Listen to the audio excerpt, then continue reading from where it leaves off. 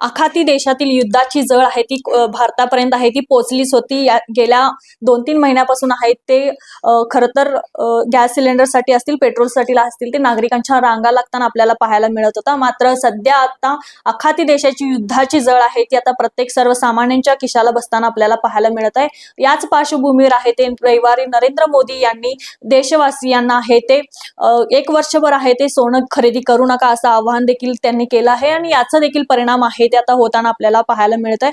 त्यासोबतच आज आहे ते सोनं आणि चांदी दरातील इनपुट ड्युटी आहे ती 6% वरून आहे ते 15% इतकी वाढवण्यात आली. त्यामुळे सोने आणि चांदीच्या दरांमध्ये आहे ती मोठ्या प्रमाणात वाढ झाली आहे. त्यामुळे सोने कारागीर आहेत ते सध्या आर्थिक संकटात असल्याचं आपल्याला पाहायला मिळत आहे. आता आपण याच पार्श्वभूमीवर संवाद साधणार आहोत. आपल्यासोबत सराफ असोसिएशनचे अध्यक्ष आहेत राजेश राठोड. आपण त्यांच्याशी संवाद साधूया. सर, काय सांगाल? नरेंद्र मोदी यांनी रविवारी आहे ते 1 वर्षभर पुढचे आहे ते सोने खरेदी करू नका असं देशवासियांना आहे ते आव्हान केलं आहे. कसं पाहताय याकडे? नागरिकांचा कल कसा जाणवत? भारताचे पंतप्रधान श्री नरेंद्रजी मोदी यांनी हैदराबाद येथे परवा एक 8-9 गोष्टी टाळाव्यात असं नागरिकांना आवाहन केले. त्यामध्ये एक सोने खरेदी 1 वर्षभर करू नका असं त्यांनी आवाहन केले. त्यांच्या या सर्व गोष्टीचा आम्ही आदर करतोय. राष्ट्रहित सर्वप्रथम असे आम्ही पण मानतोय. परंतु या आव्हानामुळे आमच्या सराफी व्यावसायिकांच्यावर ह्याचा फार मोठा परिणाम होणार आहे.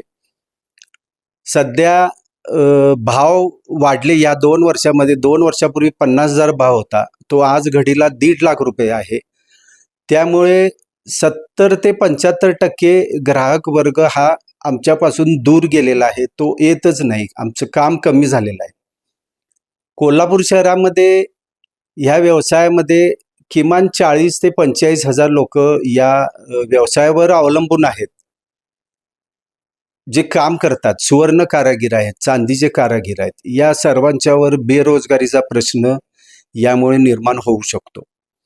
सरकारनं आवाहन केले की 1 वर्ष सोने खरेदी करू नका. ह्या गोष्टीचं आम्ही स्वागत करतोय. परंतु याच्यावरती काही पर्याय आहेत, काही मार्ग आहेत. यावरती चर्चा व्हायला पाहिजे. बुलियन सोने विक्रीला बंदी केली तरी चालू शकते आहे. जुने सोने जे आहे आपल्याकडे, आपल्या भारतामध्ये सर्वांच्या घरात सोनं भरपूर आहे. त्या सोन्याचा काही उपयोग आपल्याला करता आला तर ह्या गोष्टीची तपासणी. जुने सोने ज्या वेळेला ग्राहक विक्रीला येतोय त्यामध्ये त्यांना GSTची सूट दिली. असे बरेच पर्याय आहेत की ज्यावरती चर्चा घडून यावरती मार्ग काढला जातो. आताच तुम्ही म्हणालात की खरं तर देशाचे पंतप्रधानांनी डायरेक्ट आहे तो निर्णय आहे तो देशवासियांना दिला आहे. मात्र याच्या मागे चर्चा आहे ती होणे गरजेची होती, कारण यातून अनेक मार्ग आहेत ते निघले असते. त्यामुळे आता सध्या जी नरेंद्र मोदी यांनी जो काही निर्णय दिला त्यामुळे संभ्रम अवस्था आहे ती निर्माण झाल्याचं आपल्याला पाहायला मिळत आहे. त्यामुळे एकंदरीतच चर्चा होऊन याचा पर्याय यामध्ये निघला पाहिजे अशी सर्वांचीच आहे ती अपेक्षा आहे. मात्र आजच आहे ते जी इनपुट ड्युटी आहे ती 6% वरून आहे ती 15% इतकी करण्यात आली. त्यामुळे दरवाढीमध्ये काय फरक सध्या आहे? 2 दिवसापूर्वी पंतप्रधानांनी आवाहन केलं की 1 वर्ष सोने खरेदी करू नका, आणि काल रात्री त्यांनी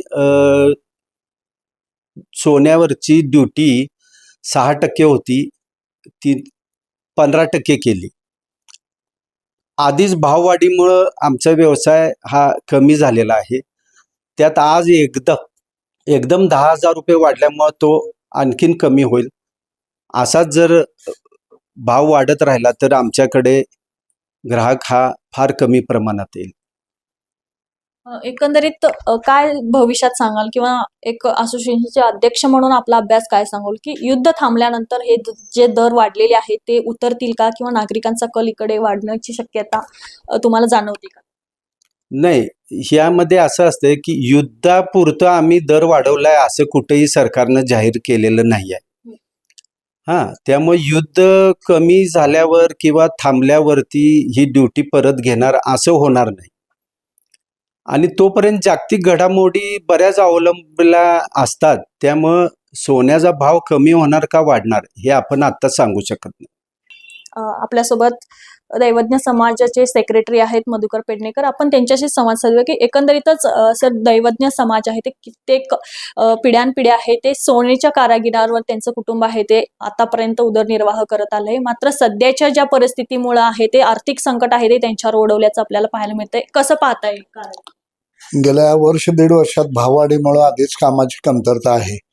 त्यात एक काल जो विषय झाला आहे की सोनं खरेदी करू नका. जर सरापाने सोनं नाही खरेदी केलं तर सुवर्णकारांना काम मिळणार नाही. आणि सुवर्णकार आधीच जे भाववाढीमुळे त्रस्त आहेत किंवा ज्यांची परिस्थिती बिकट झालेली आहे त्या लोकांना हा व्यवसाय सोडून दुसरीकडे जाण्याशिवाय काय पर्याय राहिलेला नाही. पण आज गेली 4-4 पिढ्या आम्ही म्हणजे खानदानी आम्ही या व्यवसायात आहोत. पंजोबा होते, आजोबा होते, वडील होते, आम्ही आता आमच्या 5-5वी पिढी आमची या व्यवसायात आहे. पण आता काम जर नसेल तर दुकानात आम्ही सकाळी येतोय 11 वाजता आणि जे दुकान उघडून बसतोय दिवसभरात एकही गिराईक होत नाही. अशी परिस्थिती या भाववाढीमुळे झाली होती. आणि आता तर सोनं घेऊन म्हणजे नवीन घेऊ नका. जर नवीन सोनं घेतलं नाही तर लोक जुनं सोनं तर आधी मोडायला तयार होत नाहीत. का तर ते माझ्या सासऱ्याने दिलं, सासूनं दिलेलं आहे. ते त्याचं एक त्याशी नातं झालेलं असते त्या दागिन्याशी. त्यामुळे ते जुने दागिने मोडत नाहीत. म्हणजे नवीन सोनं घ्यायचं नाही आणि जुने दागिने मोडायचे नाहीत. मग आम्ही लोकांनी काय करायचं? आज 40 ते 50 हजार लोक सोनं चांदी या सगळ्या व्यवसायात कारागीर आहेत. फक्त कोल्हापूर शहरात, जिल्ह्यात नाही, कोल्हापूर शहरात एवढे कारागीर आहेत. तर याच्या आमच्याबरोबर याचे जे धंदे आहेत म्हणजे ते आटणी असेल, गाळणी असेल, टंच असेल, हे सगळे लोक ह्याच्यात भरडले जाणार आहेत. तर हे युद्ध थांबावं अशी आमची सगळ्यांचीच इच्छा आहे. पण मगाशी आता राजेशभाईंनी सांगितलं तसं युद्ध थांबलं तर हे सगळं लगेच रुटीनवर येईल किंवा भाव खाली येतील ह्याची गॅरंटी कोणाकडे नाही आहे. आधी आपण पाहायला गेलं तर जे सोन्या चांदीचे दर होते ते सर्वसामान्यांना परवडणारे होते. त्यामुळे मोठ्या प्रमाणात सोन्या चांदीची खरेदी आहे ती तेव्हा होताना आपल्याला पाहायला मिळत होती. मात्र आता दुकानांमध्ये आहे ते सोन्याच्या दुकानांमध्ये ग्राहकांची गर्दी आहे ती कमी होताना आपल्याला पाहायला मिळत आहे. त्यासोबतच सध्याचा जो लग्न सराईचा काळ आहे याच्या तोंडावरच सरकारने आहे तो हा निर्णय घेतल्यामुळे काय नेमकी परिस्थिती आहे? आता काय परिस्थिती आहे? लग्न सराईत पूर्वी हुंडा ठरला जायचा. हुंडा म्हणजे देणं घेणं, की 50 ग्रॅम आम्ही मुलीला सोनं घालतो आणि लग्न करून देतो. तर आज 50 ग्रॅमच्या ऐवजी 25 ग्रॅमवर आलेत. 25 ग्रॅमचा दागिना करायचा झाला तर 1 गंटन होऊ शकते फक्त. मग दुसरं लहान गंटन करणे किंवा बिल्वर पाटल्या करणे हा विषय आता बाजूला पडत निघालाय. कारण काय झाले, सोन्याचा एकतर होणाऱ्या चोऱ्या, लुटालूट, त्यामुळं लोकांचं आधीच भीतीनं हे झालेलं आहे. आणि हे सोनं घेऊन परत हे घरातनं चोरीला गेले तर करावं काय ह्या ह्याच्यात त्यामुळं आधीच सोनं खरेदी कमी झाली. 50,000 भाव होता त्यावेळी आम्हाला कामं चांगली होती आणि 4 पैसे चांगले मिळत होते. पण आता 1.5 लाखावर 1.75 वर सोनं गेले आणि आम्ही हातावर हात धरून बसलेलो आहोत. कुठलीही संघटना याच्यासाठी कुठलंही कामकाज करू शकत नाही किंवा सरकारकडे आम्ही पोचू शकत नाही. म्हणजे चेंबर ऑफ कॉमर्स असेल, कोल्हापूर सराफ व्यापारी संघ असेल, दैवज्ञ समाज असेल, सुवर्णकार संघ असतील आमचे, हे असून यांचा काही फायदा होत नाही कारण आम्ही पोचू शकत नाही तेवढे. आणि गव्हर्नमेंट डायरेक्ट निर्णय काल रात्री निर्णय जाहीर केला, आज लागू झाला. आम्ही जाणार केव्हा, पोचणार केव्हा तोपर्यंत महिना जाईल तिथं. त्यामुळं हे आता फार त्रासाचं झालेलं आहे. आणि ह्यातनं या पुढची भीती अशी आहे की या सुवर्णकार धंद्यापासून आमची पुढची पिढी तर येणं शक्य नाहीये. आता आहे ती पिढीच कसा तरी आपला उदरनिर्वाह चालवून ह्यातनं जगण्याचा प्रयत्न करते, थोडक्यात सांगतो. पण आज अशी परिस्थिती नाही आहे की आपण शेतकरी आत्महत्या करतोय तसं आमच्या इथं ते काय होणार नाही. पण काय झालंय की एक काम आलं तरी 4 पैसे मिळतात. भाव वाढला तसा फायदा पण आहे चांगला, पण तेवढं काम आम्हाला मिळत नाही. इथं आज कोल्हापुरात डझनानं नवीन नवीन बाहेरच्या ब्रँडेड पेढ्या आल्यात, पण त्यातली एकही पेढी इथल्या सुवर्णकारांना काम देत नाही. आता जसे सोने चांदीचे दर वाढले तसेच दुकाने देखील आहेत ती मोठ्या प्रमाणात आपल्या जिल्ह्यातच आहे ते वाढताना आपल्याला पाहायला मिळतंय. एकंदरीत हा कल देखील वाढताना आपल्याला दिसत आहे. आता कोल्हापूर शहरातलाच घेऊया की कोल्हापुरात शहर एकाच रोडला जवळजवळ 20-25 पेढ्या झाल्यात. मग किमान त्यातल्या प्रत्येक एका पेढीनं 5 कामगारांना काम दिलं असतं भितल्या भूमिपुत्रांना, तर काहीतरी झालं असतं. पण टोटल इंडस्ट्री झालेली आहे, गोल्ड इंडस्ट्री. सगळा माल तयार इथे येतोय, ते तयार माल शोरूमला लावतात आणि तयार माल विकतात. त्यामुळे इथला कारागीर जो व्यवस्थित होता तो खाली खाली निघाला, तो वर येण्याची काही चिन्ह नाही आहेत. आत्ताच आपल्यासोबत आहेत ते सराफ असोसिएशनचे अध्यक्ष आणि सोनार समाजाचे सेक्रेटरी होते. एकंदरीतच देशाचे पंतप्रधान नरेंद्र मोदी यांनी रविवारी आहे ते 1 वर्षभर आहे ते सोनं खरेदी करू नका असं आवाहन आहे ते देशवासियांना केलं होतं आणि त्याचबरोबर आहे ते आज आहे ते इनपुट ड्युटी आहे ते देखील वाढवलं आहे. त्यामुळे एकंदरीतच सोनांच्या कारागिरांवर याचा परिणाम होताना आपल्याला पाहायला मिळतंय.